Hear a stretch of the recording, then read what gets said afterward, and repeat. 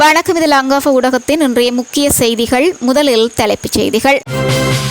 ட்ரம்பின் வெற்று மிரட்டலுக்கு அஞ்சோம், ஈரானின் பதில் எச்சரிக்கை. இஸ்ரேலை தடுமாற வைத்த ஈரானின் ஹெய்பர் சேகன் தாக்குதல், வெளியான அறிவிப்பு. வடகொரியாவுக்கு மீண்டும் பயணிகள் ரயில் சேவை, சீனா அறிவிப்பு. அமெரிக்கா தாக்குதல்களை நடத்த ஈராக்கை தளம்போல் பயன்படுத்தக்கூடாது, பிரதமர் அல் சூடானி தெரிவிப்பு. ஈரான் மீது கடுமையான தாக்குதல்கள், அமெரிக்கா எச்சரிக்கை. கடற்படையினரின் சடலங்களை மீளப்பெற ஈரான் நடவடிக்கை. அமெரிக்காவுக்கு உளவு பார்த்த 30 பேர் ஈரானில் கைது. அமைதி அல்லது துன்பம் நிறைந்ததாக மாறப்போகும் ஹோர்முஸ் நீரிணை, ஈரான் முக்கிய நபரின் எச்சரிக்கை. இச்செய்திக்கு பிரதான அனுசரணை house of spice Swiss, TCD வணிக வளாகம் Ilangai, SKD Nathan Swiss, Ammas restaurant Swiss, Siva cargo Swiss, Seetha resto Swiss, Selva சுக் சுவிஸ், ஹரிலீஃப் சுவிஸ். தொடர்வென விரிவான செய்திகள்.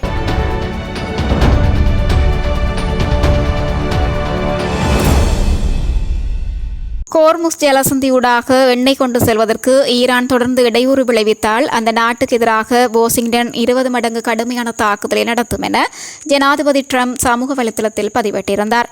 இதற்கு ஈரானின் தேசிய பாதுகாப்பு உயர்மட்ட சபையின் செயலாளர் அலி லாரிஜானி கடும் பதிலடி கொடுத்துள்ளார். இதுகுறித்து எக்ஸ் தளத்தில், ஈரானிய மக்கள் உமது வெற்றி மிரட்டலுக்கு ஒருபோதும் அஞ்சப் போவதில்லை என அவர் குறிப்பிட்டுள்ளார். உம்மைவிட அதிக பலம் வாய்ந்தவர்கள் கூட ஈரானை அழிக்க முயற்சி செய்து தோல்வியடைந்துள்ளனர் என அவர் சுட்டிக்காட்டியுள்ளார். எனவே எச்சரிக்கையாக இருங்கள், சிலவேளை உமது அழிவு உம்மாலேயே ஏற்படக்கூடும் என அவர் ட்ரம்புக்கு நேரடி எச்சரிக்கை விடுத்துள்ளதாக செய்திகள் வெளியாகியுள்ளது. ஹோர்முஸ் ஜலசந்தியை மையப்படுத்தி அமெரிக்காவுக்கும் ஈரானுக்கும் இடையில் போர் பதற்றம் அதிகரித்து வரும் நிலையில் இரு நாடுகளுக்கும் இடையிலான இந்த வார்த்தை போர் சர்வதேச அளவில் பெரும் பரபரப்பை ஏற்படுத்தியுள்ளது. ஈரான் தனது புதிய உச்ச தலைவரை அறிவித்தவுடனேயே தனது பலத்தை இஸ்ரேலுக்கு வெளிக்காட்டியது.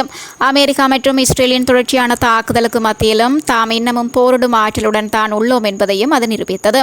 ஈரானின் புரட்சிகர படை ஒளியை விடவும் வேகத்தில் சென்று தாக்கும் தனது சக்தி வாய்ந்த ஹெய்பர் சேகன் ஏவுகணை மூலம் இஸ்ரேலின் பிரதான எரிபொருள் தளம் மீது தாக்குதலை நடத்தியது. இஸ்ரேலின் உயிர்நாடி என்று அழைக்கப்படும் துறைமுக நகரில் அமைந்துள்ள எண்ணெய் தளம் மீது இந்த தாக்குதலை நடத்தியுள்ளது. ஈரானின் இந்த தாக்குதல் இஸ்ரேலுக்கு புதிய தலையடியை ஏற்படுத்தியுள்ளது. ஈரான் தனது சக்தி வாய்ந்த ஏவுகணையை இஸ்ரேல் மீது தாக்குவதற்கு முன்னர் தந்திரோபாய நடவடிக்கை ஒன்றையும் மேற்கொண்டிருந்தது. வடகொரியாவுக்கும் சீனாவுக்கும் இடையில் பயணிகள் ரயில் சேவை இருந்து வந்தது. கொரோனா வைரஸ் தொற்றால் இந்த சேவை நிறுத்தப்பட்டது. இந்த நிலையில் வருகிற வியாழக்கிழமை முதல் சீனாவின் பீஜிங்கில் இருந்து வடகொரியாவின் பியாங்யாங் நகருக்கு பயணிகள் ரயில் சேவை மீண்டும் தொடங்கப்படும் என சீனா தெரிவித்துள்ளது. இந்த ரயில் வாரத்துக்கு 4 முறை இயக்கப்படும். தினசரி ரயில் சேவை டான்டோங் சீனாவின் எல்லையோர நகரிலிருந்து பியாங்யாங்குக்கு இயக்கப்படும் என சீனாவின் ரயில்வே ஆணையம் தெரிவித்துள்ளது. ரூபியோவுடனான உரையாடலின் போது ஈராக்கின் வான்வெளி நிலப்பரப்பு மற்றும் கடல் பகுதிகள் போன்றவை பிற அண்டை நாடுகளை இலக்காக கொண்டு இராணுவ தாக்குதல் நடத்த பயன்படுத்தப்படக்கூடாது, இதேபோன்று ஈராக்கிலும் வன்முறை பரவாமல் பாதுகாக்கப்பட வேண்டும், இதனை உறுதி செய்வது முக்கியம் என ஈராக் பிரதமர் அல் சூடானி தெரிவித்துள்ளார். அந்நிய இராணுவ அமைப்புகளால் அங்கீகாரமின்றி தன்னுடைய இறையாண்மை கொண்ட எல்லைப் பகுதிகள் பயன்படுத்துவதற்கு எதிராக தன்னுடைய நாடு உறுதியாக உள்ளது என அப்போது அவர் வலியுறுத்தியுள்ளார். நடந்து வரும் மோதல்களில் ஈராக்கை உள்ளிழுக்கும் எந்த முயற்சியையும் ஏற்க முடியாது என கூறியதுடன் ஈராக்கின் வான்வெளியில் அத்துமீறி நடந்து கொள்வதற்கு தன்னுடைய கண்டனங்களையும் தெரிவித்துக் கொண்டார்.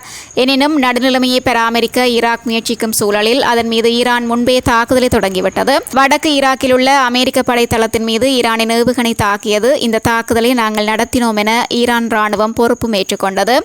இந்நிலையில் ஈராக்கின் எர்பில் நகரில் உள்ள ஹரீர் விமானப்படை தளத்தில் அமைந்துள்ள அமெரிக்க இராணுவ தலைமையகம் மீது ஈரானின் புரட்சி காவல் படை எனப்படும் ஈரான் ராணுவம் 5 ஏவுகணைகளை அந்த இராணுவ தளத்தின் மீது வீசி தாக்குதல் நடத்தியுள்ளது. இதனால் மேற்காசிய பகுதிகளில் ஏற்பட்டுள்ள பதற்ற நிலை அதிகரித்து காணப்படுகிறது. ஈரான் மீது இதுவரை நடத்தப்பட்ட தாக்குதல்களை விட மிகவும் பாரதூரமான மற்றும் கடுமையான தாக்குதல்கள் நடத்தப்படும் என அமெரிக்க பாதுகாப்பு செயலாளர் பீட் ஹெக்ஸெக் தெரிவித்துள்ளார். மத்திய கிழக்கில் நிலவும் போர் பதற்றம் உச்சகட்டத்தை எட்டியுள்ள நிலையில் அமெரிக்காவின் இந்த அறிவிப்பு சர்வதேச ரீதியில் பெரும் பரபரப்பை ஏற்படுத்தியுள்ளது. இலங்கை கடல் எல்லைக்கு அருகாமையில் அமெரிக்காவினால் நடத்தப்பட்ட தாக்குதலில் பலியான ஐரிஸ் டெனா கப்பலைச் சேர்ந்த கடற்படையினரின் சடலங்களை விரைவில் தாயகத்துக்கு கொண்டு வருவதற்கு தேவையான நடவடிக்கைகள் எடுக்கப்பட்டு வருவதாக ஈரான் தெரிவித்துள்ளது. ஈரானின் பார்ஸ் செய்தி நிறுவனம் வெளியிட்டுள்ள அறிக்கையின்படி உயிரிழந்த 104 கடற்படையினரின் 84 பேரின் சடலங்கள் அடையாளம் காணப்பட்டுள்ளதாகவும் அந்த சடலங்கள் விரைவில் ஈரானுக்கு கொண்டு வரப்படும் என்றும் இராணுவ மக்கள் தொடர்பு அலுவலகம் குறிப்பிட்டுள்ளது. ஈரான் வெளிவிவகார அமைச்சின் முயற்சி மற்றும் இலங்கை அரசாங்கத்தின் ஒத்துழைப்புடன் இந்த சடலங்களை மீளப்பெறும் பணிகள் முன்னெடுக்கப்படும் என அந்த அறிக்கையில் கூறப்பட்டுள்ளது. எவ்வாறாயினும் உயிரிழந்த ஈரான் கடற்படையினரின் சடலங்களை ஈரானிடம் ஒப்படைக்க வேண்டாம் என வாஷிங்டன் இலங்கைக்கு அழுத்தம் கொடுத்து வருவதாக வெளிநாட்டு ஊடகங்கள் செய்தி வெளியிட்டுள்ளன. அமெரிக்கா மற்றும் இஸ்ரேல் ஆகிய நாடுகளுக்காக உளவு பார்த்தமை, அவற்றுடன் இணைந்து செயற்பட்டமை மற்றும் தற்கொலைப்படை முகவர்களாக செயற்பட்டமை ஆகிய குற்றச்சாட்டுகளின் கீழ் கடந்த சில நாட்களில் 30 பேர் கைது செய்யப்பட்டுள்ளதாக ஈரானின் புலனாய்வு அமைச்சகம் தெரிவித்துள்ளது. தஸ்னீம் செய்தி நிறுவனத்தை மேற்கோள் காட்டி அல் ஜசீரா இந்த செய்தியை வெளியிட்டுள்ளது. கைது செய்யப்பட்டவர்களில் ஒருவர் வெளிநாட்டவர் என அடையாளம் காணப்பட்டுள்ளார். இவர் ஈரானின் பாதுகாப்பு தொடர்பான முக்கிய தகவல்களை 2 வளைகுடா நாடுகளின் அரசாங்கங்களுக்கு வழங்கியதாகவும் பின்னர் அந்த நாடுகள் அத்தகவல்களை அமெரிக்கா மற்றும் இஸ்ரேலுக்கு வழங்கியதாகவும் குற்றம் சாட்டப்பட்டுள்ளது. ஏனையவர்களில் 19 பேர் இஸ்ரேலுடன் தொடர்புகளை பேணி அரசுக்கு எதிரான சக்திகளுடன் இணைந்து செயற்பட்ட ஊடகவியலாளர்கள் மற்றும் களப்பணியாளர்கள் என விவரிக்கப்பட்டுள்ளனர். ஈரான் மீது அமெரிக்கா மற்றும் இஸ்ரேல் தமது தாக்குதல்களை தீவிரப்படுத்தியுள்ள நிலையில் உள்நாட்டுக்குள் இவ்வாறான உளவு நடவடிக்கைகள் முறியடிக்கப்பட்டுள்ளமை குறிப்பிடத்தக்கதாகும். ஹோர்முஸ் ஜலசந்தி அமைதி அல்லது துன்பம் நிறைந்ததாக இருக்கலாம் என ஈரானிய அதிகாரி கடும் எச்சரிக்கை விடுத்துள்ளார். ஈரானின் உயர் பாதுகாப்பு அதிகாரி அலி ராரியானி அமெரிக்கா மற்றும் இஸ்ரேலுக்கு தொடர்பில் மேற்கண்ட எச்சரிக்கையை விடுத்துள்ளார். ஹோர்முஸ் ஜலசந்தி அனைவருக்கும் அமைதி மற்றும் செழிப்புக்கான ஜலசந்தியாக இருக்கும் அல்லது போர் வெறியர்களுக்கு தோல்வி மற்றும் துன்பத்திற்கான ஜலசந்தியாக இருக்கும் என்று குறிப்பிடப்பட்டுள்ளது. ஈரானுடனான போர் மத்திய கிழக்கிலிருந்து ஜலசந்தி வழியாக அனுப்பப்படும் விநியோகங்களில் இடையூறுகளை ஏற்படுத்தக்கூடும் என்ற அச்சத்தால் எண்ணெய் விலைகள் உயர்ந்துள்ள நிலையில் இந்த அறிவிப்பு வந்துள்ளது. இது உலகின் எண்ணெய் விநியோகத்தில் 5 1 பங்கை கொண்டுள்ளதாகும். சுவிட்சர்லாந்தில் வீடு வாங்க போறீங்க, இல்லை ஆல்ரெடி உங்களுக்கு அங்கே வீடு இருக்குன்னா இந்த வீடியோ உங்களுக்காக தான். ஸோ ஸ்கிப் பண்ணாமல் ஃபுல்லாக பாருங்க. ஒரு மனிதனுக்கு வீடு அப்படிங்கிறது ரொம்பவே அத்தியாவசிய தேவைகளில் முக்கியமான பங்கு வகிக்கிறதே இந்த வீடு தான். ஸோ அப்படி வீடு வாங்குறது விற்கிறது இது சம்பந்தமா உங்களுக்கு இருக்கிற நிறைய ப்ராப்ளத்துக்கு சொல்யூஷன் தர ஒரே இடம் தான் உங்கள் செல்வாசக். Your future our vision. இப்போ சுவிட்சர்லாந்துல வீட்டோட வட்டி விகிதத்துல நல்ல மாற்றம் வந்திருக்கு, நிறைய குறைஞ்சிருக்கு. ஸோ நீங்க ஏதாவது அக்ரிமெண்ட் போட்டு வச்சிருக்கீங்கன்னா இப்பவே அதை ரெனிவல் பண்ணி மாற்றி வச்சுக்கிட்டீங்கன்னா உங்களுக்கு நிறைய ப்ராஃபிட்ஸ் இருக்கும். ஸோ இது சம்பந்தமா உங்களுக்கு ஏதாவது அப்டேட்ஸ் வேணும், இந்த மாற்றத்துல உங்களுக்கு ஏதாவது டவுட் இருக்கு அப்படின்னா மறக்காம ஸ்கிரீன்ல தெரிய நம்பர் கால் பண்ணுங்க. சுவிட்சர்லாந்துல நீங்க வீடு வாங்கணும் இல்ல வீடு விற்கணும் அந்த மாதிரி ஏதாவது உங்களுக்கு தேவைகள் இருந்தா மறக்காம எங்களை காண்டாக்ட் பண்ணுங்க. உங்களோட எல்லா தேவைகளையும் உங்க ஃபேமிலியில ஒரு மெம்பரா இருந்து நாங்க பார்த்து பண்ணி கொடுப்போம். இது உங்கள் செல்வாசக். இச்செய்திகளுக்கு பிரதான அனுசரணை செல்வாசோக் இமோபிலியன், சுவிஸ் நாட்டில் முன்னணி நிறுவனம். தொடர்புகளுக்கு 07951464228.